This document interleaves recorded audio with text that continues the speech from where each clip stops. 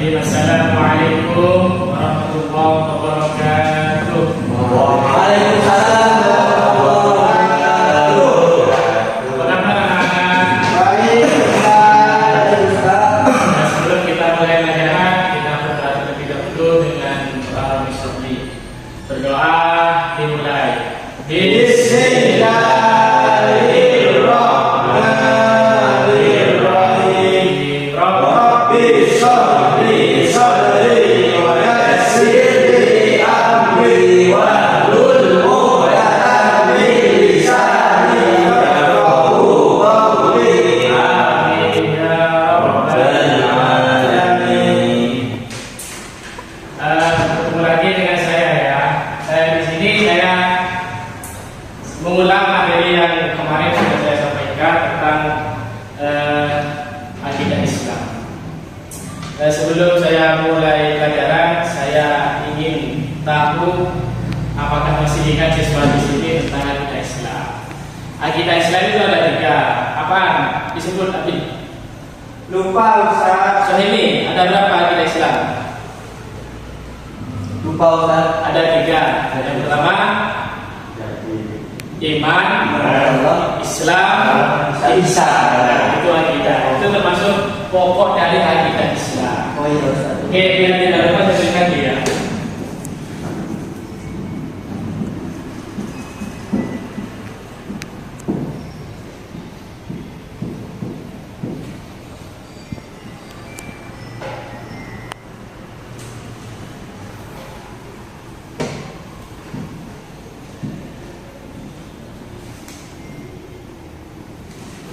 Mohon maaf Ustaz, saya ingin belum menghapus. Oh iya, ya.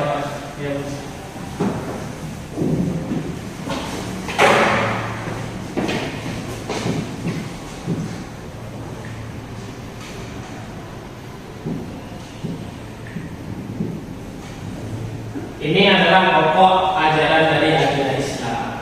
Kemarin saya sudah jelaskan tentang akidah. Akidah itu adalah keyakinan. Di sini biar kita cepat paham akidah, saya akan bagikan menjadi 3 pokok utama dalam pembahasan. Yang pertama iman. Iman ini adalah rukun iman yang ada dalam itu sudah kita hafalkan bersama tentunya. Yang pertama iman kepada Allah, yang kedua iman kepada kitab Allah, malaikat Allah, dan seterusnya. Yang kedua beriman kepada malaikat Allah, yang ketiga beriman kepada kitab Allah, yang keempat beriman kepada Rasulullah, dan yang kelima beriman kepada hari kiamat, dan yang terakhir beriman qadar dan qadar. Jadi apa bedanya qadar dan qadar? Di sini kita perlu ketahui. Ada yang sudah tahu perbedaan qadar dan qadar? Belum. Qadar itu adalah takdir yang masih hal yang belum terjadi itu namanya qadar. Hal yang belum terjadi itu namanya qadar. Yang bisa diubah dengan doa itu namanya qadar. Dan qadar adalah takdir yang sudah terjadi, sudah bisa dibaca. Contohnya kita makan. Kalau kita makan itu kan pasti merasakan kenyang. Nah, jika itu contohnya kan tidak bisa dirubah lagi, kita menjadi lapar lagi kan tidak bisa. Itu namanya sudah qadar, sudah ditakdirkan. Kita mempunyai wajah yang seperti ini, itu sudah namanya qadar, sudah ditakdirkan. Gitu. Yang kedua Islam. Rukun Islam. Rukun Islam itu ada 5. Yang pertama syahadat, yang kedua sholat, dan yang ketiga zakat, yang keempat puasa, dan yang terakhir haji ibadah bila. Yang pertama syahadat. Jadi orang Muslim, orang yang beragama Islam itu, contohnya orang mukallaf itu harus wajib yang namanya syahadat. Karena syahadat itu adalah pintu masuk bagi orang selain Islam yang ingin masuk Islam. Apakah syahadat itu bagaimana syahadat itu tidak hanya dengan ucapan, tapi dengan amal ibadah dan juga keyakinan yang mantap dalam hati. Ketika ada orang kafir yang masuk Islam dan dia bersyahadat, maka kita harus yakini keislamannya, karena akidah di sini itu sangat gaib, tidak ada orang yang tahu. Jika orang sudah bersyahadat dengan lisannya, maka kita harus yakini keislamannya. Dan yang kedua, sholat. Orang yang sudah bersyahadat, orang muslim itu wajib sholat, karena sholat itu adalah tiang agama. Bagi orang muslim yang tidak sholat, maka diragukan keislamannya.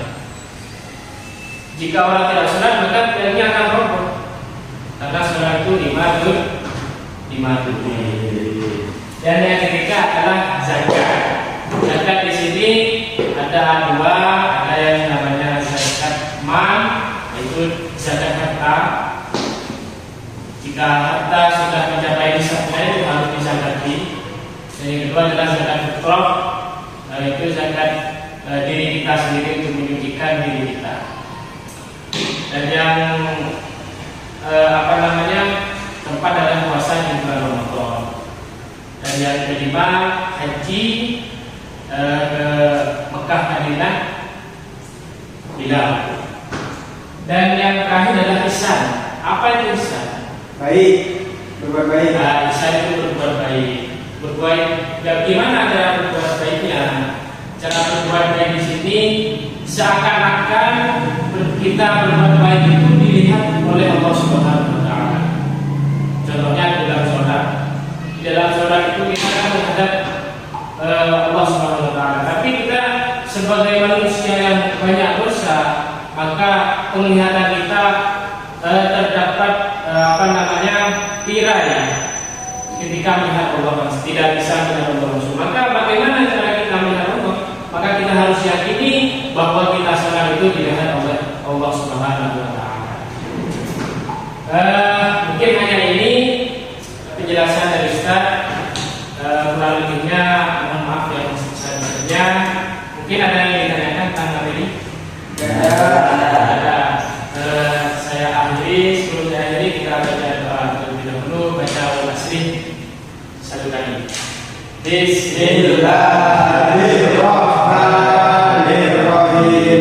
Wal 'asri innal insana lafi khusr illa alladziina aamanu wa 'amilus shalihati wa tawassaw bil haqqi wa tawassaw bis sabr. Cukup sekian dari saya. Akhirul kalam. Wassalamualaikum warahmatullahi wabarakatuh.